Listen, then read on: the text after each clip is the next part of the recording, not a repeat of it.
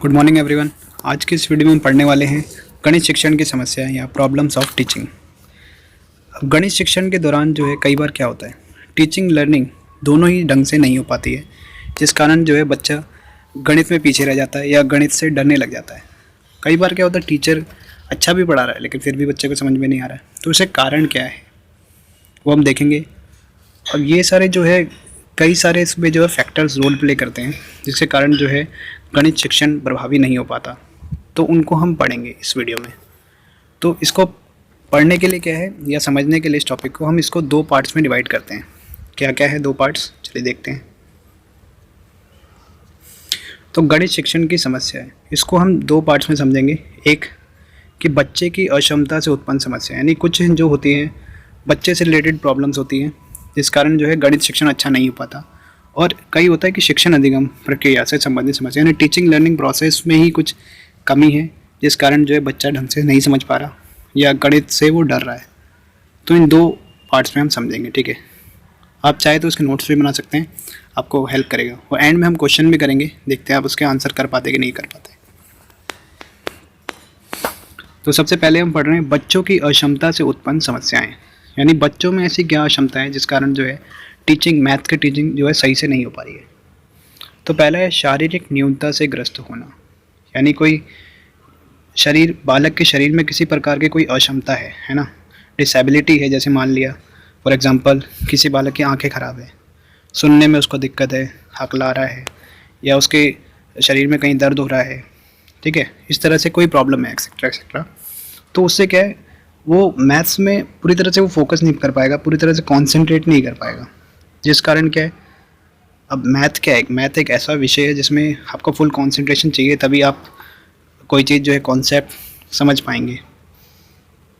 तो इस कारण क्या होता है, अब उसका ध्यान ढंग से है नहीं, या अगर मान लो आंखें ख़राब है तो उसको दिख नहीं रहा, सुनने में कोई दिक्कत हो रही है, तो वो ढंग से नहीं समझ पाएगा मैथ्स को, जिस कारण क्या है वो धीरे धीरे मैथ्स में पिछड़ता जाएगा, उससे कॉन्सेप्ट क्लियर नहीं होंगे, तो धीरे धीरे क्या है वो पिछड़ता जाएगा तो मैथ में। तो पहला कारण तो ये हो गया। सेकंड होता है मानसिक अक्षमताएं। मानसिक अक्षमता का मतलब क्या है, मेंटल डिसेबिलिटी। जैसे इसमें, जैसे फॉर एग्जांपल हम ले लेते हैं, किसी बच्चे का आईक्यू कम है, ठीक है, किसी बच्चे का क्या आईक्यू लेवल जो है वो कम है। जैसे मान लो हम, वो बच्चा है 7वीं क्लास में, लेकिन उसका आईक्यू लेवल क्या है 3री क्लास के बच्चे का है, तो वो 7वीं क्लास के जो वो सवाल करेगा तो क्या वो समझ पाएगा, इतने बड़े बड़े कॉन्सेप्ट, सर्कल के, ट्रायंगल, इन सब के प्रॉपर्टी समझ पाएगा? नहीं समझ पाएगा, क्योंकि उसका आईक्यू लेवल क्या है 3री क्लास के बच्चे का है।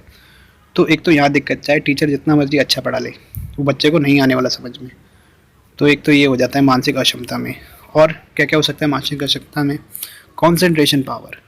अगर उसका कॉन्सेंट्रेशन जो है सही से नहीं है, कॉन्सेंट्रेशन में होता है ना ADHD, हाइपर एक्टिविटी डिसऑर्डर वाला, तो उसमें वो कॉन्सेंट्रेट नहीं कर पा रहा है किसी भी चीज़ में। और मैथ में क्या है, कॉन्सेंट्रेशन की बहुत ज़्यादा ज़रूरत होती है, तभी आप जो है किसी कॉन्सेप्ट को अच्छे से समझ सकते हो। तो कॉन्सेंट्रेशन नहीं है, तो जिस कारण क्या है वो मैथ के कॉन्सेप्ट को ढंग से समझ नहीं पाएगा और वो गणित में पीछे हो जाएगा। और फिर मानसिक अक्षमता में और क्या क्या हो सकता है, मान लो किसी तरह की उसको डिसीज़ है, मेंटल डिसीज़।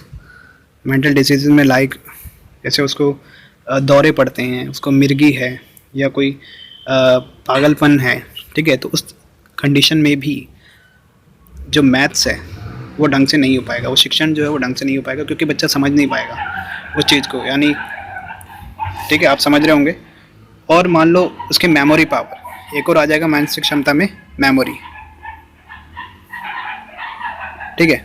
तो मेमोरी में क्या है, अगर बच्चा जो भी पढ़ाया है टीचर ने उसको, अगर उसको याद नहीं रख पा रहा, जो भी कॉन्सेप्ट समझाया उसको याद नहीं रख पा रहा, अब अगले दिन जब टीचर कराएगा वो कॉन्सेप्ट, वो पिछले वाला याद नहीं होगा तो वो उससे कोरिलेट नहीं कर पाएगा, जिस कारण उसको समझ में नहीं आएगा।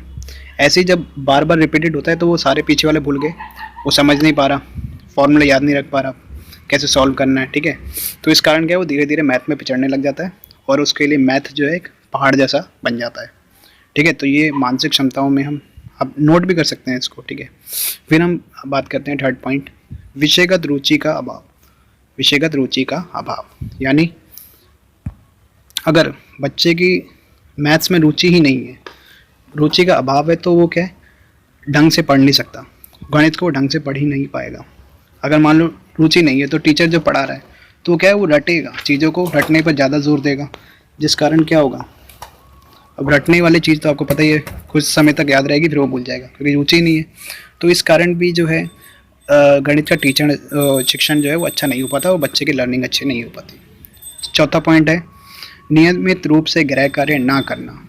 अब कई बार क्या होता है, बच्चे की आदत होती है कि वो होमवर्क नहीं करता, तो जो भी टीचर ने पढ़ाया है क्लास में, अगर वो होमवर्क दिया है तो होमवर्क का मतलब क्या होता है, वो रिवाइज हो जाता है कॉन्सेप्ट और वो कॉन्सेप्ट में पकड़ बन जाती है। अगर वो नहीं कर रहा है होमवर्क तो वो क्या है, वो भूल जाएगा, धीरे धीरे सारी चीज़ें भूलने लग जाएगा, वो ऐसी आदत पड़ जाती है उनको कि वो होमवर्क नहीं कर रहे, तो जिस कारण क्या है वो पीछे रह जाते हैं। कई बार क्या है, नकल करके ले आते हैं, वो होमवर्क कर भी रहे हैं तो दोस्त की नकल कर ली, तो उससे सीखा क्या, उसने कुछ भी नहीं सीखा, उसे कॉन्सेप्ट क्लियर नहीं है, उसका फॉर्मूला याद नहीं है, तो इस तरह से उसको दिक्कत आएगी। तो इस तरह से क्या है, उसकी लर्निंग अच्छी नहीं हो पाएगी। फोर्थ पॉइंट, व्यक्तिगत ध्यान ना देना।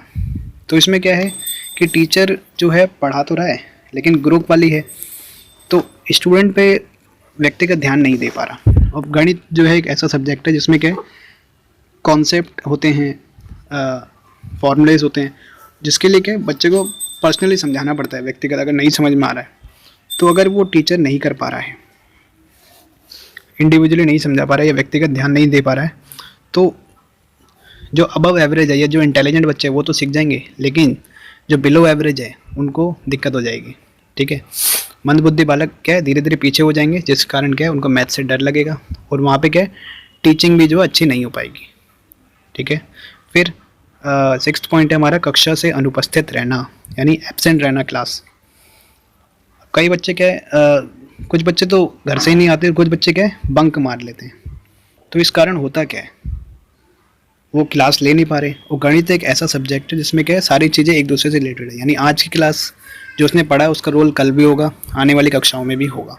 तो सारी क्लासेस जो है या सारी चीज़ें एक दूसरे से कोरिलेटेड होती है। अगर उसने कक्षा अनुपस्थित रहा या बंक मारा, उसने इस क्लास वाला काम अगले दिन नहीं करा, तो क्या हुआ, उसका कॉन्सेप्ट पूरा क्लियर नहीं हुआ और टीचर उसको जितना मर्जी अच्छे तरीके से समझा ले उसको समझ में नहीं आएगा, तो यहाँ से क्या है टीचिंग अच्छी नहीं हो पाती। तो इसका ये कारण भी है कक्षा से अनुपस्थित रहना। 7th पॉइंट है संवेगात्मक कारण या इमोशनल फैक्टर्स। इसमें क्या है इमोशनल कारण में कई सारे हो सकते हैं, यानी बच्चे का इमोशनली जैसे क्लास में बैठा है तो इमोशनली उसका कंसंट्रेशन नहीं है, वो इमोशनली थोड़ा वो है। जैसे अगर मान लो इमोशनली क्या क्या कारण हो सकते हैं, यानी घर पे अगर उसके पेरेंट्स उसके ढंग से व्यवहार नहीं करते या ज़्यादा लाड प्यार करते हैं, तो इस कारण क्या है उसका इमोशनली वो वीक हो जाता है, चिड़चिड़ा हो जाता है, गुस्से वाला हो जाता है, तो इस कारण क्या है वो एक चीज़ पर ध्यान नहीं दे पाता, तो इस कारण क्या है वो धीरे धीरे मैथ्स में पीछे होने लग जाता है। फिर है दोषपूर्ण हस्तलेख एवं रचना संबंधी अयोग्यताएं, यानी इसमें क्या है कि एक तो उसकी हैंडराइटिंग सही नहीं है, तो हैंडराइटिंग के तो इतना फ़र्क नहीं पड़ता, लेकिन फिर भी रचना संबंधी अयोग्यताएं, यानी इसमें क्या है जो मैथ के स्केल हो गया, प्रकार हो गया, पेंसिल, इन सब को वो ढंग से यूज़ नहीं कर पा रहा, तो उससे क्या होगा और मैथ्स में और इन सब का चीज़ ज़्यादा यूज़ होता है। अगर वो उन सब चीज़ों का ढंग से यूज़ नहीं कर पा रहा तो धीरे धीरे उसका कॉन्सेप्ट वीक हो जाएंगे और वो मैथ में पीछे हो जाएगा। ठीक है, तो ये तो थे कुछ बच्चों से रिलेटेड, जिसमें क्या है बच्चे की प्रॉब्लम है, वो ढंग से नहीं कर पा रहा है, इसलिए जो है मैथ्स की टीचिंग सही से नहीं हो पा रही। अब जो होते हैं कुछ शिक्षण अधिगम प्रक्रिया, यानी जो टीचिंग लर्निंग प्रोसेस होता है उससे रिलेटेड कुछ प्रॉब्लम्स होती है, उसको समझने की कोशिश करते हैं। अब क्या है, पहला पॉइंट है इसमें शिक्षक के पढ़ाने में कमी। अब कई बार क्या होता है जो गणित मेन की अगर विशेषकर बात करें गणित में, तो एक टीचर का रोल जो है बहुत ही इंपॉर्टेंट होता है, उसका पढ़ाने का तरीका कैसा है वो एक मेन रोल प्ले करता है। लेकिन अगर यदि उसका पढ़ाने का तरीका सही नहीं है, अगर वो कॉन्सेप्ट को ठीक से नहीं समझा पा रहा बच्चे को, तो बच्चे क्या होगा, बच्चों का जो इंटरेस्ट है मैथ से रिलेटेड वो हट जाएगा। तो ठीक है, और ऐसे टीचर क्या होते हैं वो गणित जो पढ़ाते हैं वो पूरी तैयारी करके नहीं आते, पूरी प्रिपरेशन करके, वो आते ही सीधा पढ़ाने लग जाते हैं, कई बार क्या गलत भी पढ़ा देते हैं, तो जिससे क्या कॉन्सेप्ट डेवलप नहीं हुआ और धीरे धीरे क्या है गणित में बच्चे पीछे होने लग जाते हैं। तो पहला पॉइंट ये था। सेकंड है शिक्षक का व्यक्तित्व एवं व्यवहार, और कई बार टीचर का व्यवहार भी बहुत मेन रोल प्ले करता है गणित शिक्षण में, क्योंकि क्लास में कैसा भी बच्चों का मानसिक स्तर जो समान नहीं होता। अब टीचर को कैसा होना चाहिए कि एक बार समझा दिया, कुछ बच्चे तो समझ जाएंगे इंटेलिजेंट वाले, और कुछ जो है बिलो एवरेज या एवरेज है वो समझ में नहीं हो पाएंगे या पूछ लेंगे। तो टीचर को धैर्यवान होना चाहिए।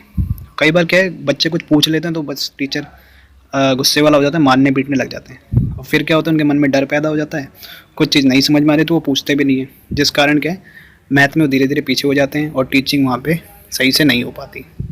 ठीक है, तो यहाँ पे शिक्षक का व्यवहार भी इंपॉर्टेंट रोल प्ले करता है। फिर व्यक्तिगत ध्यान ना दे पाना, तो वही जो पीछे हमने पढ़ा था कि टीचिंग मैथ्स एक ऐसा सब्जेक्ट है जहाँ पे इंडिविजुअल ध्यान देना पड़ता है बच्चों पे, ताकि अगर कोई चीज़ नहीं आ रही समझ में तो टीचर जाके उनको समझाए, क्योंकि नहीं समझ में आएगी तो फिर टीचर जितना मर्जी आगे पढ़ा ले अच्छा, वो बच्चों को समझ में नहीं आएगा। ठीक। फोर्थ पॉइंट है गृह कार्य की अधिकता एवं अस्पष्टता। कई बार टीचर क्या है ज़्यादा होमवर्क दे देते हैं बच्चों को। अब ज़्यादा होमवर्क करने के कारण क्या है बच्चों को टाइम नहीं मिल पाता सारी चीज़ें करने का, और कई बार क्या होता है अस्पष्टता, यानी बच्चों को पता ही नहीं लगता कि होमवर्क में उन्हें करना क्या है, क्लैरिटी नहीं होती, जिस कारण क्या है वो होमवर्क नहीं करते। अब धीरे धीरे जो है कई दिन वो होमवर्क नहीं करेंगे तो उनको आदत बन जाती है कि होमवर्क करना ही नहीं है, जिस कारण क्या है वो कॉन्सेप्ट को अच्छे से नहीं समझ पाते, फिर टीचर जितना मर्जी अच्छा समझा ले वहाँ पे फिर टीचिंग जो है ख़राब हो जाती है। तो ये एक आगे हमारा फोर्थ पॉइंट। फिफ्थ पॉइंट है हमारा शिक्षकों की कमी। आजकल क्या होता है स्कूलों में, जैसे गवर्नमेंट स्कूलों में खासकर टीचरों की कमी होती है, शिक्षकों की कमी। अब शिक्षक की कमी है तो कई क्या होता है जो पीरियड जो है खाली चले जाते हैं, जहाँ पे उनको बच्चों को पढ़ना चाहिए मैथ्स, वहाँ पे टीचर ही नहीं है, यानी पीरियड खाली जा रहा है, बच्चे क्या खेल रहे हैं कूद रहे हैं। या कई बार क्या होता है कि मैथ्स है तो कोई हिंदी का टीचर आके पढ़ा रहा है, अब जो हिंदी की जिसमें पकड़ है टीचर की वो मैथ्स उतना अच्छे तरीके से नहीं पढ़ा पाएगा। तो ये भी एक इम्पॉर्टेंट रोल प्ले करता है शिक्षकों की कमी। गणित शिक्षण प्रक्रिया जो है इसमें प्रॉब्लम आ जाती है। फिर आता है विषय वस्तु के अध्ययन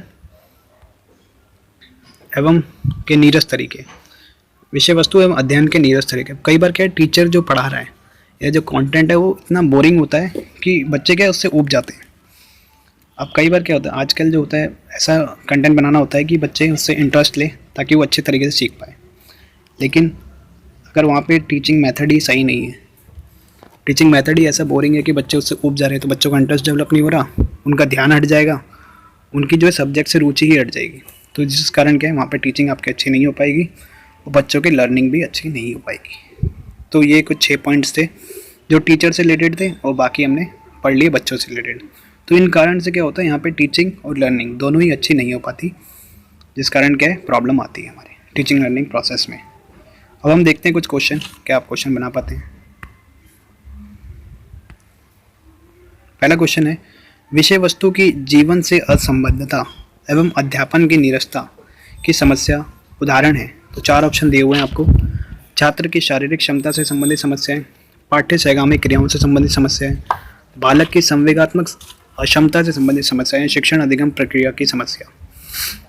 तो देखो यहाँ पे क्या हो रहा है कि विषय वस्तु जो है हमारा यानी जो कंटेंट है वो डेली लाइफ से जो है उनका कोरिलेटेड नहीं हो पा रहा। कहने का मतलब ये है ना जीवन से संबंध था।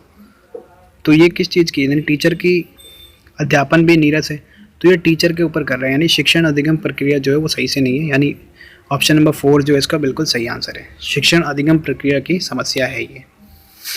और फिर आप आ रहा है नेक्स्ट क्वेश्चन, एक बालक की बुद्धि उपलब्धि में कमी के कारण उत्पन्न समस्या है, और ये आपको 4 ऑप्शन दिए हैं। तो इनका आंसर जो है आपको कमेंट में करना है। आप इसको पढ़ के आप कमेंट में आंसर करें। तो thanks for watching the video. आप अगली वीडियो के लिए आप नीचे कमेंट बॉक्स में अपना कमेंट करें कि आपको नेक्स्ट वीडियो किस टॉपिक पर चाहिए। तो thank you and have a nice day. Video पसंद आए तो लाइक कर देना, अपने दोस्तों के साथ शेयर कर देना। Thank you and have a nice day.